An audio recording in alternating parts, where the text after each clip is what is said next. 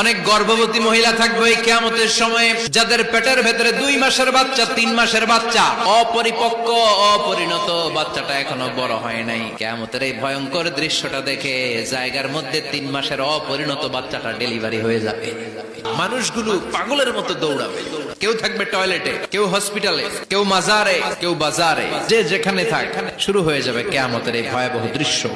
দুধের বাচ্চাকে রেখে দিয়ে মা দৌড়ে পালাবে।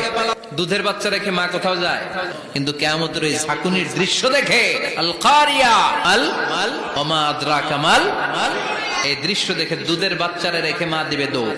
পৃথিবীর যখন এরকম দৃশ্য, আল্লাহ তাআলা ইসরাফিলকে বলবেন, ইসরাফিল দ্বিতীয় ফুৎকার দে।